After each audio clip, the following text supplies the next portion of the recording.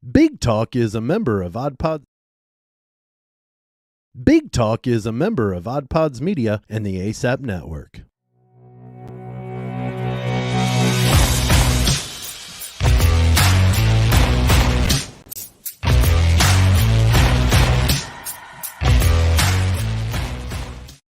Oh, yeah. Welcome into Big Talk. We're rocking in here on this Wednesday. Gets you pumping, doesn't it? Yeah, no kidding. This is the first time I've been on with the new music and everything. It's to get you going a little bit. I like it. Yeah. Anyways, go ahead. College sports with Midwest perspective, blue collar and blue blood. We are Big Talk. I'm Dalton Shetler. That's Sam Sprunger. We've got a lot to talk about because the national championship has come and gone for both the men's and women's. And we're going to be talking about that a lot for basketball. And this is undoubtedly the period of time in the calendar, Sam, where I have to do the most self-reflection. Because with basketball now being gone, I kind of just find myself aimlessly looking at what other games could be happening. I just kind of like pass by them. I see my wife. I'm like, oh, hey, how are you? Hey, have we met? You know, or she says that, one of the two. Yeah, right. But yeah, I had that moment last night where I kind of came down, I sat on the couch and I was looking at the TV and I'm like, I have zero idea what I'm supposed to be doing right now. So I have a recalibration to do. This is seriously the meme. I know I mentioned it, the waiting period up to March Madness, but this is seriously the meme where the guy's sitting on the swing and in the pool, empty pool, staring at the wall, just not knowing what in the world to do now. Yep. So that's where I find myself for the next however many months until we get into football. But it was an exciting, at least women's front. The men's was rather predictable. I mean, UConn was just a buzzsaw. And hold up. You say predictable because you predicted that, or you said it. But if you would have said something different, you'd have been like, this tournament makes no sense. But when we got to the Final Four, I thought this was the most clarity we had. I could tell you, I looked. You weren't with us on Friday, and right. I went in depth on all four of the teams. And I know I told you snap judgment. I said San Diego State. I think San Diego State wins. Well, they got to the point where they had a chance with 5 minutes left, but it just didn't pan out. But then on Friday, I analyzed everything. I had Miami beating San Diego State in the finals. Really? I just the way because you know why? I analyzed it. That's why. I was gonna say, so my analysis beforehand, I honestly, as we went into that Final Four, I thought UConn, and I believe I said it on Wednesday. I predicted UConn.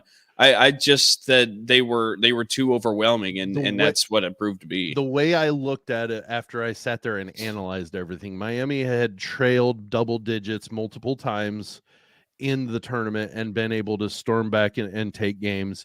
And San Diego, and I thought Miami would be able to quell the first 10 minutes because UConn did it to where the first 10 minutes out of the shoot from the second half, they buried everybody. They outscored their opponents some ungodly amount to very little in the first 10 minutes in the three games that were close, because Arkansas doesn't count. They were up by 20 at the half. So as our listeners have picked up on, we're going to start with the men's Final Four and championship here. But it's funny you say that because I was listening to the Dan Le Batard show with Stu Gatz this weekend. Jim Larinaga was on as a guest, and he was talking. They asked who was the best team you played in the tournament, and he kind of overwhelmingly was like UConn. It was UConn. And it was funny because he was giving some of the reasons what made UConn so good. And he said, in our second round matchup, we played against Indiana, and against Indiana, we just packed the paint. And we just were not going to let Trace Jackson Davis beat us. If they hit shots from the outside, they hit shots from the outside, but we packed the paint. And he goes, we wanted to follow that to some extent, that game plan, when we played against UConn.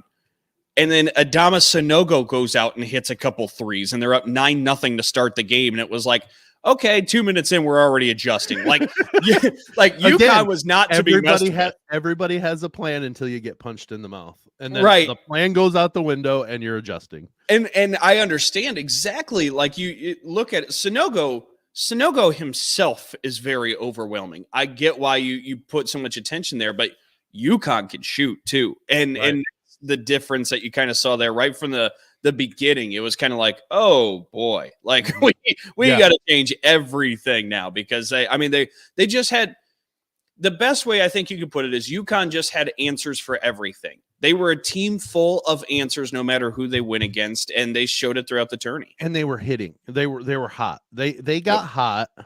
They got really hot going into the tournament. It doesn't matter that they got beat in the Big East tournament.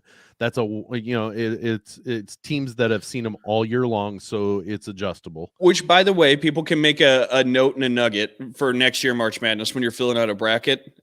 Yet again, a team that lost their conference tournament wins it all. That seems to be a thing that continues to happen. And, UConn is the first team to ever be a preseason unranked team that won the national championship. And I saw before the tournament started, it was an actual source of like, well, these are no longer contenders. Like there was Purdue, Marquette, and I think UConn were the three that were the main ones that, well, these guys don't have a chance, because they were unranked at the beginning of the season. Yeah. There was a point about halfway through the year where you kind of gave up on UConn too. They hit a real pit and they turned it around. It's impressive. I misspoke in the aspect of saying that they were number one. They were number one in the coaches poll at one point this year. They never hit the AP number one. I did make the comment that they were number one, and they were technically, but they weren't like universally seen as the number one team. They got to number 2 in the AP poll, and I saw an unusual. They held 16 of the top 25 spots in the course of the year this year. That's remarkable. Just all over the place. Yeah, all the way up to number 2, and 16 spots in between there, and I think 21. I don't think they were 23 or 22, 23, 24, or 25, but the rest of them, yeah. And so, I guess I poorly used this predictably, because I really did think when we got to Saturday, I really thought it was UConn, and I would have said they were the favorite, but I didn't. But here's the thing: I also said that I analyzed things that I thought I was pretty solid on my analyzing, and it turned out to be crap. Oh, I had those moments too, like with my bracket before the tournament. But I did put UConn in the Final Four, and once we got there, I looked around and I was like, "Yeah, this is the team." And now for UConn, Sam, that's 5 national championships since 1999. Can I say, I think they're more of a blue blood than IU. Well, and that's what it was kind of funny. I saw some IU Twitter pages said, "Welcome to the club" for the 5 national championships on Twitter, and I was like, I mean, you're not wrong. And look, I'm not taking anything away from IU. You probably should do some remodeling IU. But yeah, the last one was 87. Steve Alford. The Keith Smart shot. That's I believe when One Shining Moment started. Actually, I believe so. I think you're right. But yeah, it was 87, 81, 76, 53, and was it 40 or 41? 40 or something in there. The Branch McCracken days. Yep. But yeah, no. It's a good point, because we throw around blue bloods all the time, and I think this is starting to gain a little bit more steam. It's interesting how we don't give UConn the same amount of respect and credit that we should be. Again, 5 titles in 24 years. Now, granted, you go through a stretch there where you missed a lot of tournaments too, and that's because you swung and missed on a coaching hire in the middle. But I saw Mike DeCourcy say that there were people trying to discount UConn for that and say, well, they had 8 missed tournaments in that time frame too. And I'm like, so yep. Here's what I think about this is, if you are Tony Gwynn was one of the best, in my opinion, the best hitter in Major League Baseball's history. He failed 6.5 times out of 10. Mm-hmm. So 6.5 times out of 10, he was out. But yet he's the greatest ever to hit, or in anybody's analyzing, one of the greatest hitters ever. So why is it a team can't be really, really awesome and a blue blood, but still have those strings where occasionally they don't make the tournament? And you're right, they swung and missed on a coach. And here's the thing, who still won a championship. That's what I was getting ready to say. He still won a national title. UConn has won national titles with 3 coaches. Mm-hmm. That to me is a program and an environment that says we bring in blue chip athletes and we win ball games. Yes, we get coaches in here that are good, but like with Kevin Ollie, he may have taken Calhoun's players and won it, but he was a swing and a miss, so it happens. Yep. But they won 3 with 3 different coaches. And I do believe they were a 7 seed I believe they were a 7 seed when they won the national title with Kevin Ollie. So they weren't even like one of the best teams in the country at the point. So that was when Shabazz Napier just said, I'm balling for 6 straight games. It just went out and won it all. Kind of shades of Kemba, what he did in 11. Like Napier had a magical run like that. But so, and what else is fascinating to me too is since 1999, UConn has made 6 Final Fours, and they've won it all 5 times. There's only been one time they made a Final Four and didn't win it all. Right. I mean, that's remarkable. I can't think of another program that has that kind of success rate when it comes to the Final Four. I would call Michigan State a blue blood, and they don't have that record. No, Michigan State, and this is where it gets really interesting since you bring up Michigan State, because under Izzo, 8 Final Fours. That is, by any measure you try and take, an astounding accomplishment. It's incredible. 1 national championship under Izzo. Think about this, but Danny Hurley and Mike and Tom Izzo have the same amount of national championships.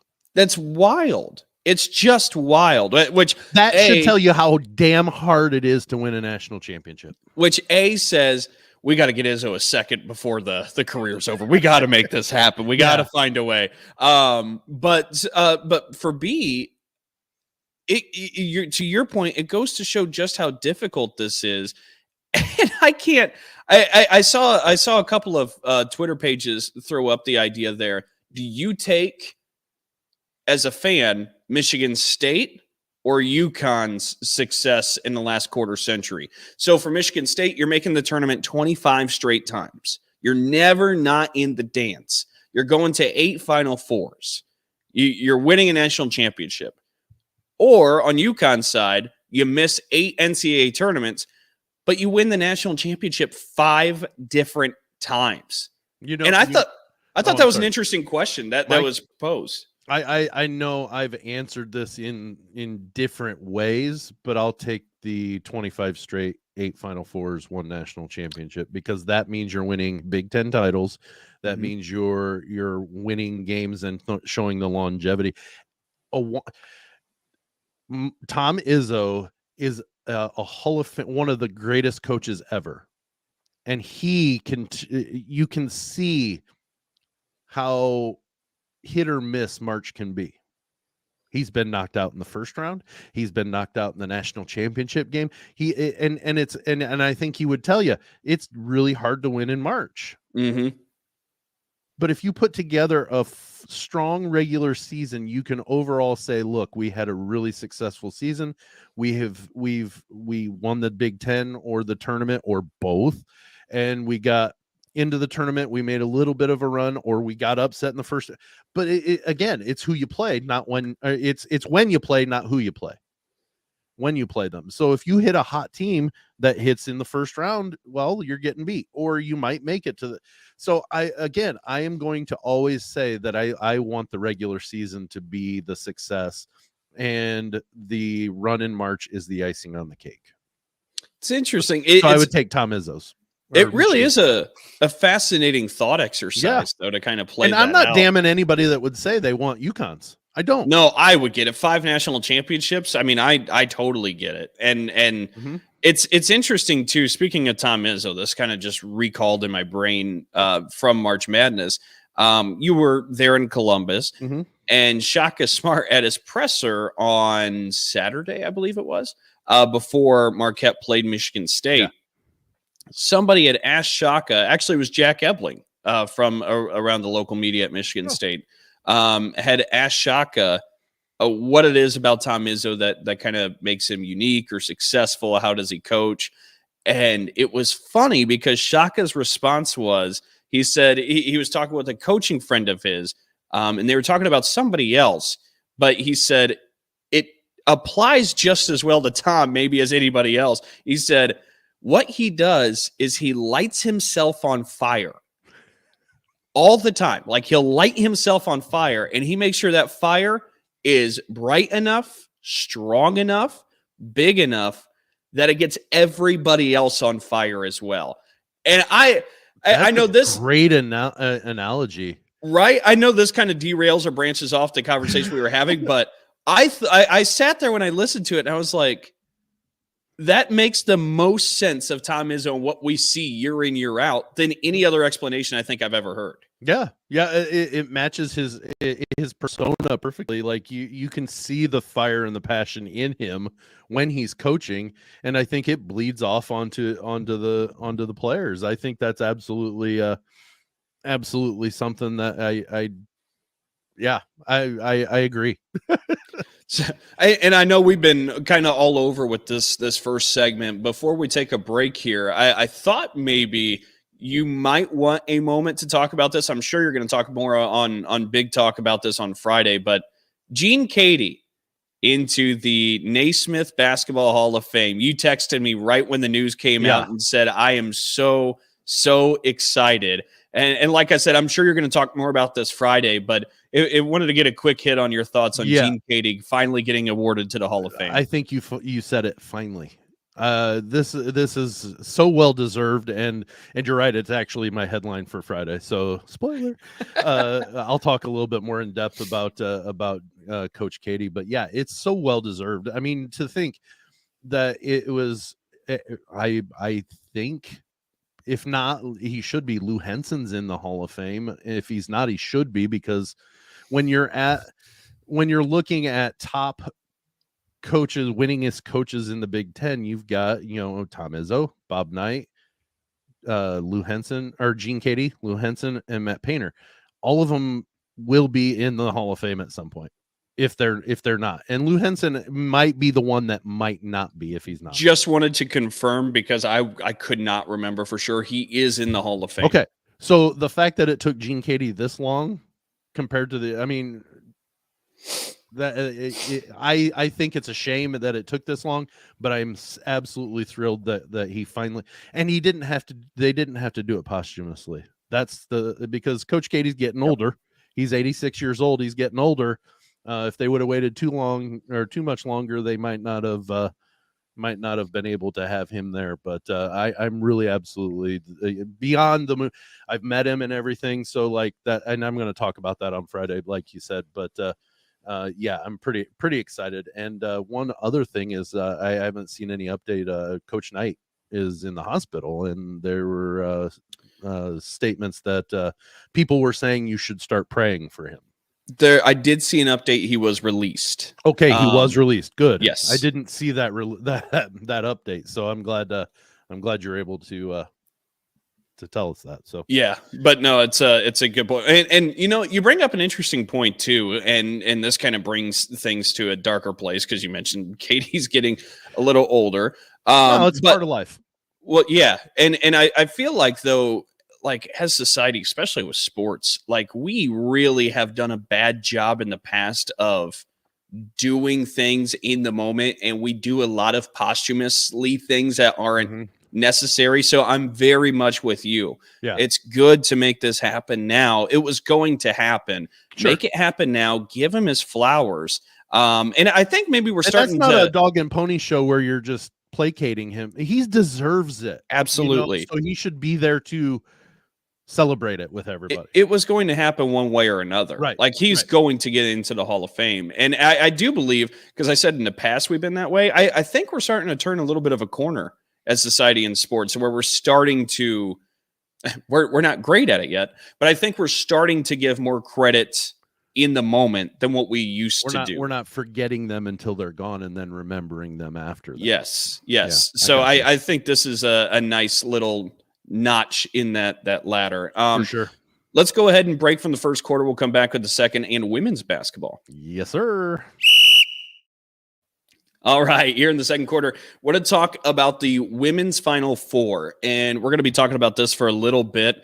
Obviously, there were a lot of storylines and things to talk about from the women's Final Four. Here in this second quarter, we're going to focus on the game. We're going to focus on the ratings. We're going to focus on what I wish would have been the story, the only story, the main story, once things finished in Dallas. Like this was so set up to be a tremendous success. And I want to talk about the very successful parts of it. And we'll talk about some of the other things in the next quarter. But let's start off here with LSU winning the national championship, scoring 102 points. 103. 103. Maybe it was 102, but I thought it was 103. But either way, they hit triple digits, which is a record for that tournament title game, knocking off Iowa and Caitlin Clark. And I said this the other day too, because we got a few things we're going to talk about here. I never had the privilege of seeing this player play, but I imagine what Caitlin Clark does is very much what Pistol Pete was doing back in the day. Honestly, it's one of those that you say that, and I wouldn't disagree, because like just the ability of her to shoot from 48 feet away or dribble drive and do some miraculous circus shot at the rim and get it in, or just to be able to stand, dribble and pull up at 15 feet. Like there is no shot that's out of her range. And that's not me being cute. That's a literal, like there is no shot that's out of her range. And like and she puts it up, you expect it to go in. The passing. Now I understand Pistol Pete was a little bit more even showman-y than what Caitlin Clark is, which is saying it's hard to imagine. Yeah. Like it's hard to believe there's another level, but in terms of style, it feels like that's a kind of fair comparison to how things have been done, or by style, I suppose I'm saying. But regardless, LSU wins a national championship over Iowa, and to even get there, that meant Iowa had to be undefeated South Carolina. And I'll tell you, I analyzed it on Friday, Dalton, and guess what I did? I picked a South Carolina.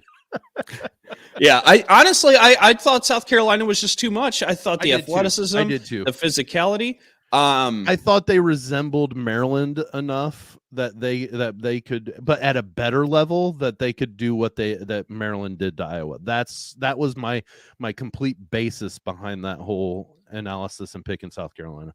But you know what? Hats off to Lisa Bluter. Oh, for sure. She came out for that. Sorry, I hit the button. I had something fall on my keyboard and I rubbed it off. Well, I didn't realize that I'd pushed. You know what? Instead of hats off, we're whistling to Lisa Bluter. Yeah, there you go. Success. That was yeah. But in that one, I mean, the game plan just was okay. Yes, South Carolina is very strong. They're very athletic. They're excellent. Let's have them beat us from the outside. Yeah. And just waved them and said, go ahead, shoot it. Like it was a pickup game in the backyard. Go ahead, take the shot. And South Carolina could not hit from the perimeter. It reminds me of what FDU had against Purdue, what their game plan was. Tobin Anderson, pack the paint, make the big down low, struggle, and if they beat us from outside, well, then guess what? They're the better team. Yep. And that's kind of how it played, and it worked out greatly for Iowa. You're right. We've seen that before, but to the level that Iowa did, correct. I'm not comparing, saying it's equal. I'm just saying that's the same game plan. Even FDU though, at like when the shooter's getting ready to shoot, somebody would just jump at least. There wasn't anybody within 7 feet. They did not care. They're like, ahead. Well, if you hit it, great. If you miss it, we're rebounding because we've got all 5 of our people here. It was remarkable to see, but Iowa gets a win there. Caitlin Clark has 41 points in that game over South Carolina. I do believe that's a record for Final Four, correct? I think so, yes. Yeah. And then we get to the championship game. We mentioned LSU beats Iowa. LSU scores over 100-some points. Iowa has a nice game. We'll talk about the other things like the officiating and some other things in the next quarter. But what I wanted to bring up, Sam, and God, I don't know if I could do this without talking about the officiating and some things. I'll do it for a moment before we talk again about the on-court performance. Is this game had an average of 9.9 million people watching. Amazing. They had that many eyeballs gravitated to Dallas to watch this national championship game. I know there are 4 of them on this show that we're watching. Absolutely. And everything was building up. You had a transcendent superstar in Caitlin Clark. You had a great team in LSU making a turnaround in just year 2 of Kim Mulkey. You had all these storylines building itself up. Yeah, all this attention right here on the game. And the game was excellent. The players played unbelievably well. LSU just shot the lights out of Dallas. And Iowa had Caitlin Clark doing Caitlin Clark things for the most part. And in a game where you had excellent play from the players involved, you had 10 million people watching the game. It had everything set up to be just a tremendous success. It should have exhibited the excellence that we should have been celebrating here today and on talk shows all across. But instead, the storylines become about the WWE antics, and it becomes about the incompetence of the officials. The incompetence of the officials is something we will talk about in the next quarter, but it absolutely took what was a tremendous game and put it down to blender. It was horribly disappointing, and I was a little bit hurt and frustrated again because we're talking about this women's game that had 10 million viewers. Do you need context for how many 10 million viewers is? Front Office Sports on Twitter did a nice job comparing it to other events. The 10 million viewers are more than any women's college basketball game ever. It's more than any MLS game ever. It's more than any Stanley Cup game since 1973. It's more than the Orange Bowl. It's more than the Sugar Bowl. Just last year's, like the one that just went in January. It's more than any Thursday night NFL football game from this past season. It's more than the 21 NBA Finals. It's more than the 2020 World Series. More than the finale of The Last of Us, and more than the most recent MLB, NBA, NFL, and all the All-Star games for those. That's how many people were glued to this TV and ready to watch the moment of Caitlin Clark and against this turnaround program that, again, everybody participating in that game played excellent. And this should have been a moment to celebrate excellence. And instead, we're caught up in just other crap. And it's so horribly frustrating and painful to kind of see that happen. I still enjoyed the game. Yeah. I still, and you're right.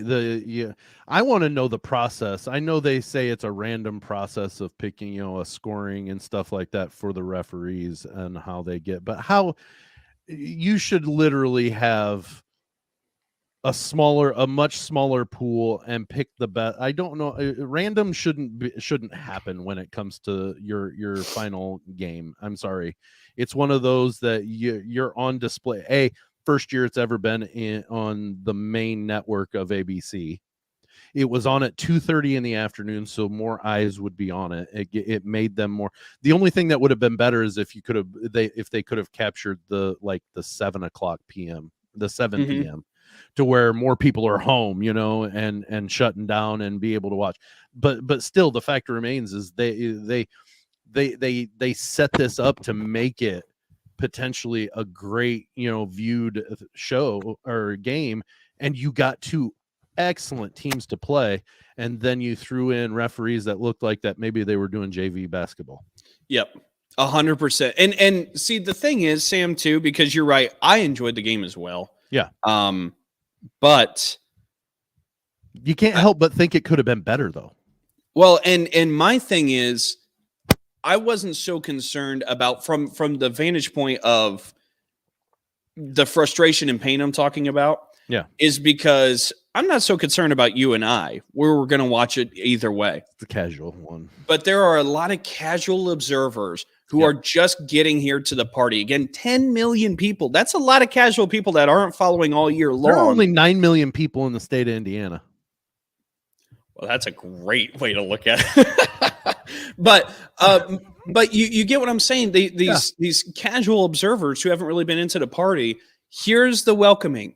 Like, look at this product, because this product, I mean, it's not cliche. It's not lip service. The women's basketball game is that good now. The product has earned this stage in this moment. I made this statement last week with you that, like, when I was growing up, women's basketball was horrible to watch. It was because and I'm not at all saying that those women were not talented, but it seemed like it was more like a JV game where it was kind of more set plays to go run, and it was real mechanical compared to what the game is now. It is much better. It's more level playing field ish. You've still got your dominant teams that can go undefeated or run, a season and a half winning streak or whatever the case is. It's more, there's more parity now to where your offshoot teams. Iowa's only the second Big Ten team to make it or third, I think, to make it to the finals. Correct? You've got Purdue, Michigan State, and Iowa. I know those three have. I can't remember off the top of my head if there's any more. That is it. But like, let's say it this way: not many Big Ten teams make it to the Final Four / final game. And which, by the way, I think is about to change, because we talk about women's basketball evolving and changing. Big Ten women's basketball specifically had just a record-setting year this past year, and the future is really bright. So that lends to women's basketball is getting much better. It's a lot better of a product to watch, because you were still in the very infant stages back when I was growing up, and now it's starting to mature and develop on its own and become a really fun and exciting game to watch. Yeah, and look, I think humans have just been evolving the last few years. Look at what the NBA athletes look like now. Like it's like humans are just evolving, and every sport because of that is evolving to a certain extent. And where the women's basketball game has made its evolution in jump, I think that just is such a large gap that has closed compared to the others, because that's kind of what we're talking about. Like the women's basketball game back when you were younger watching it, how rough it was or whatever. The jump it's most recently made with its recent evolution, this is a good product. It earned the moment. It earned the stage of that championship game. It earned 10 million people tuning in and watching that game.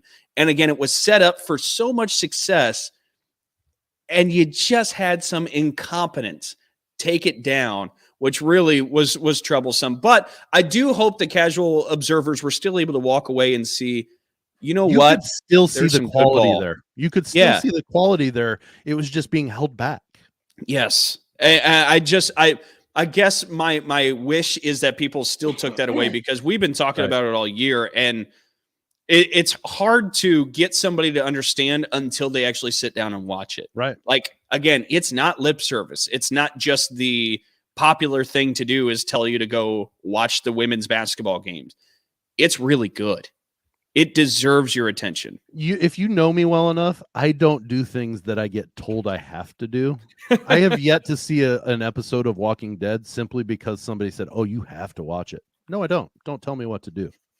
So I'm not going to just go because somebody says, oh, well, women's basketball, you got to watch it. No, I watch it. I'll watch it occasionally. I watched it occasionally, and it became more entertaining to watch over the years. Yep. And I progressively have watched more and more. And then this year, since we started covering it more, I watched a ton more, and it's a lot better than it was when I was younger. And that's not, again, not me damning the women that did the work in the infant stages to get it here. They should be applauded because they went through that and got the game to where it is now. So, 100%. But I am not one to just do what people tell me to do. So you're a man, Sam. Stubborn defiance is a part of you. Well, that's the kicker is, you know what? If you just simply say, oh, I think you would like it. Okay, well, then maybe I'll give it a shot. But if you tell me to watch it, no, I'm not. I'm not doing it. I'm not. I refuse. So I know I kind of took us to the place I said we'd save for the next quarter. But if we do get back to the actual game, again, incredible play. The way LSU shot, Carson coming off the bench. I mean, Carson coming off the bench and just anything she let go was going down. It was sensational to watch. Well, and then you had Iowa down 21, go on a 12-0 run or a 15-0 or 15-2 run in like 2.5 minutes and got it to a game again. And somebody made a comment in a chat that I'd seen is, wow, I was quietly getting back into it. And I'm like, are you watching the same game I am? Because there's nothing quiet about what they just did. Right. They stormed back into it, and it was right now. And that's what was so great about it is it looked like it was going to get out of hand. It looked like LSU was just going to keep piling it on.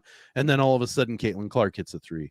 Then I think Warnock hit 2. And then it was just all over the place. And all of a sudden, it was a 6-point game. And you're like, what just happened right there? It was great. And that's the Iowa experience. Yeah. I mean, that's what they do. It has to be something in the water in Iowa, seeing that Iowa men did that to Michigan. That's what I was just getting ready to say. Remarkably, they both are the same. Like they go on runs that are unconventional. But then you have the stat that I sent you that Caitlin Clark scores 235 points in the tournament, and Iowa's football team only scored 230 all year. The comparisons with Iowa football never cease to amuse me. They are always a funny stat sitting in there. But let's go ahead and hit the halftime break here. You are listening to Big Talk, hosted on Spotify for podcasters and StreamYard. Hey man, it's me, Kevin Smith. Everybody knows at the root of any good relationship, any relationship worth anything, is the only thing that matters between two people. And I'm talking about television. That's right. That's why you should listen to Married with Television, man, which is a podcast by my friends Shannon and Jamie, I call her cat ears, about movies and TV that they have loved for decades, man. You listen at marriedwithtv.com or anywhere you get your podcasts. They are proud members of the Odd Pods Media Network, man. Married with Television. Hey, this is Grab and Brisket Podcast. Join us every Monday where we talk about the latest trends in barbecue, interviews with world top pitmasters, celebrity cooks. Ooh, like Wee Man from Jackass. And musicians. Like Rich O'Toole? So check us out. We do beer reviews, barbecue fails. So many fires. Dude, a lot of people just burn their houses down for no reason. We also talk about cocaine hippos versus Beth Gators. Learn how to make some tailgate gravy. Altercations with Texas Rangers. People throwing Reese's peanut butter cups. Yeah. So check out grabthebrisket.com for podcast info, viral social media posts, and so much more. All right. Second half, third quarter. A nice little production note here. I see you attach the whistle to the end of the promos. Sam's evolving himself, ladies and gentlemen. But as we get here into the third quarter, we mentioned there's still a lot to talk about with the women's championship game. I'm sure this conversation could go a couple of different places. I wanted to offer it will at least go 2 quarters. Yeah, that much we know. I did want to start by offering it up to Sam though. Where do you want to begin here on some of the other discourse? Let's go with the taunting. Okay. Do you want to begin us or you want me to? Go ahead. you can explain the situation in case one of the 10 million or some of the 10 million, non-10 million are listening or watching. And some of the people that even watched that game I've talked to still didn't understand the full context. So we'll I know there were a bunch that I talked to that watched the game that once I told them or explained the whole scope of it, then they were like, "Oh, I didn't realize that," and it changed. You know what? Before we get even into this was an unbelievable example of just how toxic and bad we are at discourse in America anymore.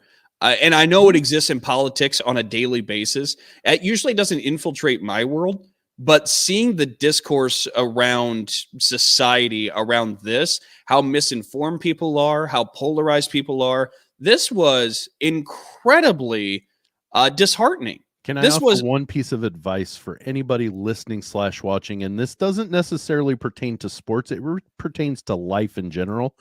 Don't take the snapshot as what the whole thing is. Take the whole scope and realm of everything. Take everything into context.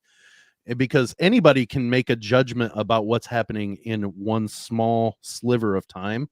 Take the whole thing into consideration before you come to your judgment. Yeah, from my frame of lens, I sat there, and because again, this infiltrated my world much more than like what politics does on a daily basis. Of course, you keep up with things, but right, watching how people behaved and the reactions to this, no wonder society is as divisive and as much a mess as we currently is. This was an incredible example that found its way to women's basketball of just how rough we are. I mean, we're a mess. Can I ask you your personal, so you know the whole scope of everything. What was your reaction when you saw Angel Reese do that? So in here, let's get into it. Yeah. And let me set up the context now for people who might have missed. I would set up just the championship scenario, and then we can broaden it from there. Yep. So the main piece of this is final seconds of the championship game. They're at the free throw line.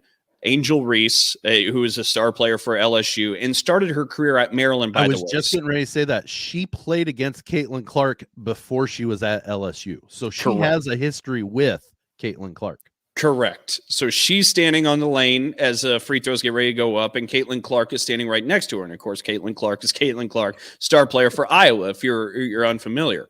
And Angel Reese did the "you can't see me" motion, which is, as Sam and I are doing here. It's the John Cena, the WWE wrestler. Can't see me. Yeah, it was his signature move.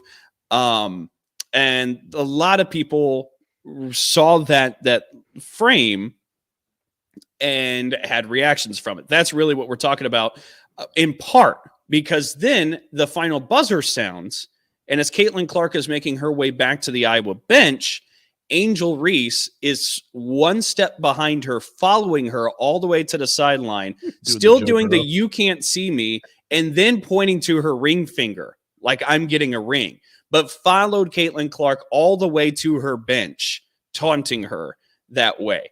That's really what's been talked about. Now, the important pieces of context, 2 games ago in the Elite Eight, Caitlin Clark did the "you can't see me" motion in the game against Louisville that they won. Now, important to clarify here as well, Caitlin Clark was doing it to her own bench, wasn't in the face of anybody. So everybody wants to make these direct comparisons and wants to bring race in and just say, look, one's black, one's white. This is what's going on. But it's not exactly... We're not doing apples to apples completely here. And again, as I talk about how disheartening the discourse around this has been, it's important to mention there can be nuance here. It doesn't have to be extremely one side or extremely the other. There's a comparison is oranges to tangerines. Very close, but not the same. Yes. Like it is a little bit different, and it's okay to admit it's a little bit different.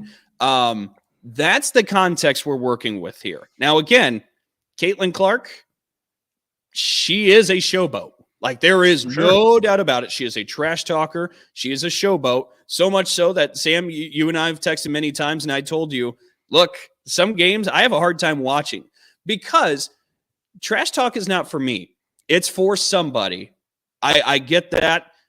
I'm not mad. I just, it's not for me. Trash talk, that type of stuff just isn't what I'm terribly interested in. And that's okay. And it's okay that other people are. You played for me, so you know that I'm not about that as a person. Let your game do your talking. Don't try to showboat and go even further above that, because what happens when you fail?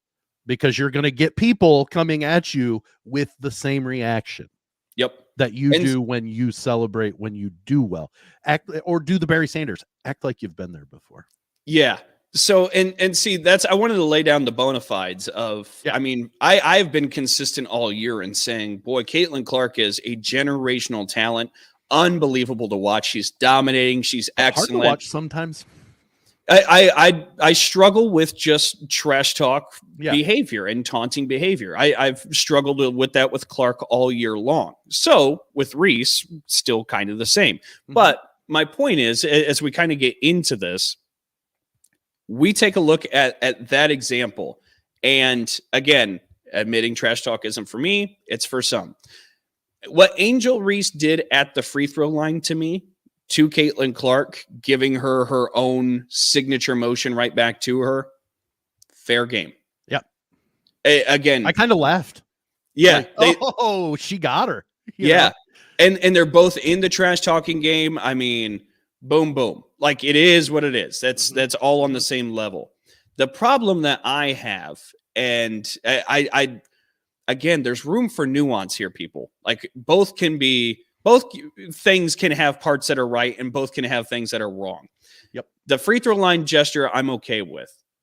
The stalking of Caitlin Clark back to the Iowa bench and still doing the gestures in her face, even though Caitlin Clark says she's not bothered by it, I find troublesome. And I find it troublesome because this is a women's basketball postseason that's already had multiple incidents and post-game handshake lines. Yes.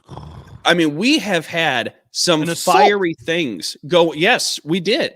We've had some fiery things happen in this women's basketball postseason. And I believe there is a line. How you draw that line is probably subjective to each person's moral codes and how they behave, yada, yada, yada. But either way, that if it didn't cross that line was really close, and it's very antagonistic. And to me, that was the one that I took away where, okay, you made the gesture, you got your point across. You can still even get your point across, but following her step for step, I find to be troublesome, and I don't want to encourage that kind of behavior. And again, I know social media is super polarized.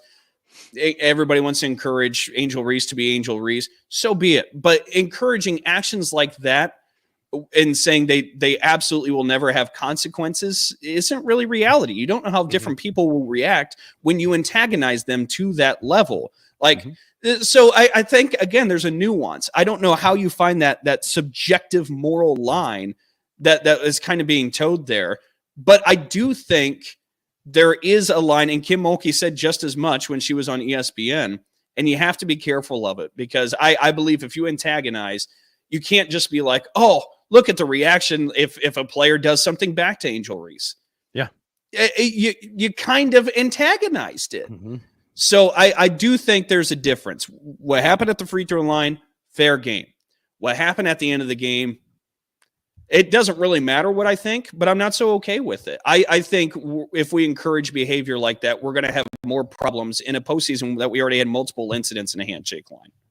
I would like to address that portion, because I don't necessarily disagree with you, but at the same time, you're still taking a snapshot of what happened. Okay. Because you don't know with their history that they've played against each other leading up to this game, what has maybe happened in a game from Caitlin Clark to Angel Reese. Yep. You don't know what happened during the game.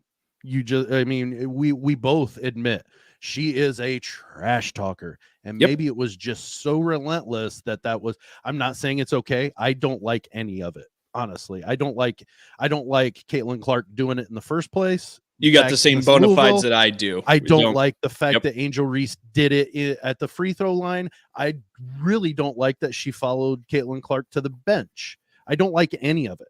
Okay. But at the same time, you're certainly not going to say it's okay for Caitlin Clark to do it and then damn Angel Reese for doing it at the free throw line. Agreed. Absolutely unacceptable. If you don't Agreed. like it, if you like it when Caitlin Clark did it, and many people on Twitter, including John Cena himself, praised her for doing it.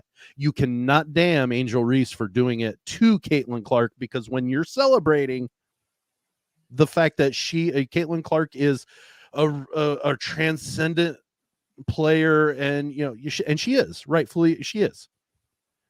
When she does that, when somebody bests her, they should be able to react the same way if you're praising her for what she did when she was doing it to somebody else.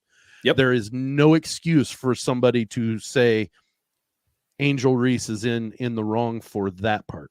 The following her, I don't think anything should have happened. But here's the thing. Do we know if Caitlin Clark would have done that if Iowa would have won? We don't know that because they didn't. Correct. But at the same time, I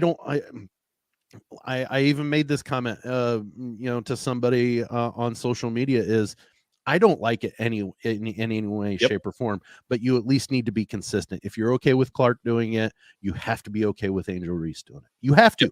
It's not up for debate. It's not no. At the free throw line, when she did it, that is perfectly okay if you thought Caitlin Clark was fine doing it when she did. Doesn't matter if it was to her bench. She did it publicly and outwardly, and it was praised. She was showboating. Okay. Yes, you're right. You have to be okay with Angel Reese doing it. You have to. I am 100% with you. I think we're really kind of in the same boat. Well, I suppose you didn't directly address the following to the bench. How did that make you feel? Honestly, I stopped watching. Fair enough. I walked away because I was like, well, the game's over, and I was watching it, but I was breaking in Josiah, my youngest, catcher's glove, so I went back to that and started working on it some more because the game was over. So I didn't see that portion of it. I only saw after they were, finally at the end of it, after Iowa was off the court, they were still pointing at their ring finger like Joe Burrow did. Because the LSU, they're both from LSU. They got that part from Joe Burrow because he did it outwardly during a game of the national championship game when he was at LSU. So again, they're mimicking what they've seen as appropriate and okay. Yep. So am I saying that it is completely and utterly out of the question of she shouldn't have followed her? Yes. But the fact that she had "you can't see me" again, even if she would have been walking away and she didn't follow her and she did the "you can't see me" and then pointed at her, I would have had no issue with. See, it's following that I have the issue with. That's exactly where I'm at. I think, like I said, there is a moral subjective line. Correct. And it's a different line for everybody. But I do believe the following really pushes the envelope on that line. If Caitlin Clark is walking back to the Iowa bench and Angel Reese is walking back to the LSU bench and doing the gesture, it doesn't like they're crossing to the line. Like they're crossing, going or just going separate ways, whatever. Like it's not even. I wouldn't even care to have this conversation. But I do think we need to be careful of the actions we condone, because I saw some discourse on social media where they're like, "Don't discourage blood feuds. This is great for the game. This is what the game needs." And it's like. And somebody's like, that's what made the NBA so great in the 90s. Okay, but do you know how physical and violent the NBA in the 90s was, too? Have you seen Kurt Rambis get actions? yanked to the floor by Bill Laimbeer? Good Lord. He was going up and literally Laimbeer didn't go after the ball, grabbed his jersey and yanked him to the floor. I don't know if anybody played basketball in the 90s that wasn't punched by Bill Laimbeer. Like, I don't know. Like, there's a reason we evolved away from that at the same time. And so disrespectful actions can have consequences. I don't necessarily know that we should encourage those, but I am absolutely with you. And that's the other part of this. We have to be consistent. If you're going to praise Clark, you got to praise Reese. If you're going to condemn Clark, condemn Reese. But we do have to be consistent, and that part is being missed too. So I believe this discourse has been talked about so poorly across the country. I hope we were able to cover it as nuanced as possible from both angles. And you know what? If you feel that it's fine that Clark does that and you're okay with Reese doing that at the free throw, or even if you're okay with her following her to the bench, I don't care. Yep. I'm just telling you that could have led to a brawl. Yes, 100%. This at the free throw line doesn't do a thing other than just, hey, I'm giving you your own medicine back. It doesn't Following cross the her line. Could have crossed the line to the point where Iowa was not happy with it and punches started getting thrown. And again, because I know I can already hear the reaction to that is, well, then the responsibility is on Iowa for retaliating. And again, we're just getting into subjectives. Yeah, and you're taunting, you're pushing somebody in a very vulnerable spot and time. You're pushing somebody to the point where it's either I snap or something worse could happen. I don't know. Yeah, like it's just why tempt it? Yeah, and that's where I was talking to you about the officiating at the or near the end of the game about the technical foul called on Clark. Why are you tempting it?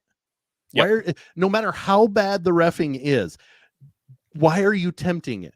And I don't know. And honestly, the quick snapshot of her throwing the ball behind and not saying a word to the referee got the commentator saying, well, nobody should be getting a tech for that. You don't know if that ref was saying ball, ball, ball, and she threw it behind her. You don't know that because you weren't there. Mm-hmm. So honestly, if why put yourself in that position to force somebody to make a call, or why put yourself into position to make somebody shut you up? And while you're not wrong about the T and the officiating, because I know we were going back and forth, mm-hmm. I do also want to point out, again, from the officiating standpoint, it's a heck of a time to choose to punish a team for something that's been happening for 40 games. And I'm not saying that it's not. I'm just saying when you're trailing in a national championship game, you should probably do everything in your power not to get a technical foul at a very unfortunate spot in the game. I would say everybody could do better, and you've hit on how Clark could have done better there. I'll touch on how the official could have done better because, again, for 40 games all season and for a couple of years now, this behavior's been allowed. This has been the way. This has been the culture of these basketball games. Is it wrong? Yeah. But that's what's been allowed. And it'd be like, Sam, you're a teacher, right? Correct. Imagine on a test if you're like, okay, what color is the sky on this cloudy day? And for 40 days, 40 games, they're writing gray, gray, gray. And then you get to the final exam, you're like, charcoal. No. Like, that's kind of what played out there, where the official's like, yeah, this is fine, this is fine, this is fine. And then we get to the last game, and it's like, I'm going to make my stand here. And now my example is, let's say you're driving on, I don't know what interstate is close to you there in East Lansing, but you're driving. We got 69 pretty close to us. Okay, so say you're on I-69 and the speed limit's 70 miles an hour. You're driving 80, and you do it all the time. And you've even passed officers in cars at 80. Are you going to complain when the one does pull you over? I've been doing this. To him. I've been doing this for years. Why are you just now pulling me over? Well, it is a ticketable offense. Those are still offenses that could be technical fouls. It doesn't matter that they've been okay for the past. They are still potentially, if you get the wrong officer, or in this aspect, the wrong referee, you can be teed up for it. So why do you put yourself in that position and then complain about the fact that you got it? I don't know the whole context. If the referee was saying ball right here, ball, and she didn't, she deserved that technical foul. She absolutely deserved it. Because you know what? I don't care how loud it is or not. I'm sure that referee isn't going ball. She's yelling ball. And then for Caitlin Clark to throw it behind her back, that's a technical foul in my thought. I'm okay with it. For the record, because that is a great analogy, I see how we both landed here, but I do believe both parties were at fault. Oh, for sure. And that's what I don't disagree with. I don't disagree with that at all. You're right. It's been okay and been praised about how wonderful and how cocky she is. And you have to have some cockiness to be good. You absolutely do. But when you come to the point where you think you can do no wrong, that's where you've come to a fault. And I think that Caitlin Clark is at that position, or was at least at that position at that point where it doesn't matter. I'm throwing it behind my back. I'll show you sucked on that call. Well, again, she's behaved that way all year. There's no reason for her to think any different. Well, it's like her driving 80 on 69 and finally getting pulled over and then complaining that she finally got a ticket for doing it. And that doesn't take away from her excellence at all, but Absolutely she has not. behaved in this cocky way. Oh, for sure. All season long. We've had this conversation before. Like we've had this. We know where we stand with one another on this, that, you know, that it gets very tiresome. And I just, but at the same time, you have to understand that you have fault. You can be at fault. Yep. And you have to realize when you're at that, it panned out to where LSU missed both of the technical free throws. So it didn't actually hurt them but it gave Clark 4 personal fouls. Right. And that's where it hurt. That gave her, because Sanana was already at 4 fouls at that spot. She got the 4th, and that's where Clark got the technical foul, which also gave her 4th. So, it's one of those that as a coach, and you know as much, I'm always preaching. You've got to understand what your actions can do in the middle of the game. You cannot let your actions overtake and affect the outcome of the game. You're right. The only other thing I'd say to that is Kim Mulkey was over there, like stomp the yard, dancing in where the half court was, where the ball was. And so if they're going to call, if they didn't take her up, I wouldn't have been upset with it either. Well, and this is where I'm criticizing the officials needed to tee her up. Yeah. She touched an official. I mean, there's the one where she's in that jacket. And she looks like she's doing like Thriller, like Michael Jackson down the sideline, grabbing an official. Like it had to be both ways. And yet again, as we run out of time, we don't have a fourth quarter. The officials got off the hook. The officials got off the hook here in this show. Thanks to in the show. Yeah. Well. Yeah, well, we can address that if we really want to later, but we got so caught up in other things. My thought is just completely. You were absolutely right. They were both wrong in that technical foul aspect in that area, because the referees. Well, honestly, I would and bear with me. I would give Clark more blame than the referees. That's fine. I just wanted to mention that both had fault. Because she needs to understand my team is down, and what is me throwing the ball behind my back when it should be going to the referee that's in my line of sight right there. What is it going to do to our team potentially? LSU had 2 free throws coming. Oh, I just gave them 2 more, and they get the ball. That could have been a 7-point swing. It turned out that LSU only added 2 more points. They turned the ball over once they got the ball in play. But it could have been 7 points, and it was relatively close. So, like you're not bigger than the team. I don't care who you are. There is no player that's bigger than the team. And she could have single-handed, and it turned out that LSU ended up winning anyways. But she could have single-handedly derailed any chance Iowa had to win that game. No, you're not wrong. It's a very fair point. But again, I can't believe that's like the least egregious thing the officials did. It feels like compared to that. Yeah, game. It was such a bad job, and we didn't get to it. And that's just it. Sorry, we kind of went the wrong way. No. That's nobody's fault. It just there was so much to dissect from the game. Yeah, and the people that should have been at the biggest stake from that game, again, we talked about the incompetence of the officiating, dragging down the moment that was set up for women's basketball.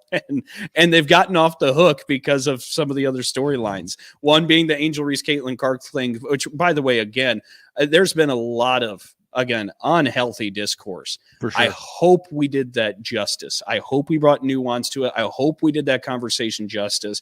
If you feel that we missed something, go ahead, let us know. And I will again say the qualifier, everything's subjective. Well, everybody has their... Take everything into context, not just the one snapshot of what you saw at the national championship game. And everybody through their own prism has their own line of morality and ethics. And that necessarily doesn't get applied for everywhere. I mentioned what mine is. I know that's not going to be applied. Like I get that. So keep that in mind when we're having this conversation, and we could be done talking about drama of a couple of 20-year-olds. I'd be very okay with that. Is Caitlin Clark coming back? Do you think she's coming back, or you think she's going WNBA? She's not eligible for the WNBA. She is coming back. Oh, she's not eligible. You have to be so many years out of high school. Is that what it is? She is back for another year, and then she might even be back for a second. She's got COVID year yet that she could use. She's teased that she might even maybe come back for another. So okay, so she's definitely back next season. We get another season of Caitlin Clark, which should bring more eyeballs. Again, 10 million people watching that game. That is great for the game. Yeah, very happy on that front. Go ahead, Sam. I know we're pretty far ahead. Why don't you close this down? We're running extremely long. We went into OT, and I took the OT graphic off of there too. But we didn't technically even go to the fourth quarter. So that's right. All right. So Big Talk is our new handle. And so on Twitter, I do know it is Instagram as well. TikTok is a little different, but we are going to be changing that to B1G_talk, Big Talk, on Twitter, on Instagram, and soon to be the TikToks as well. On Facebook, just look up B1G Big Talk. So, and then we're on iPodsmedia.com. We are the only sports show on the network, which yay us. And then we're streamed twice a week on ASAP Network. You can get the app at the Google Play Store or the Apple Store. I don't know I don't own an Apple device. App Store. The App Store. There we go. And get the app. You can download whatever you do to smart TVs to get the app of the ASAP Network TV channel. You can get that. We're on Amazon. We're on Samsung, Sony, basically all the major Roku, all the major smart TV companies. You can get the ASAP network, TV network as well. So that's it. There we go.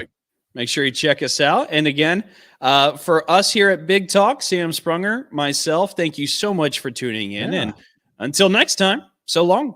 See ya.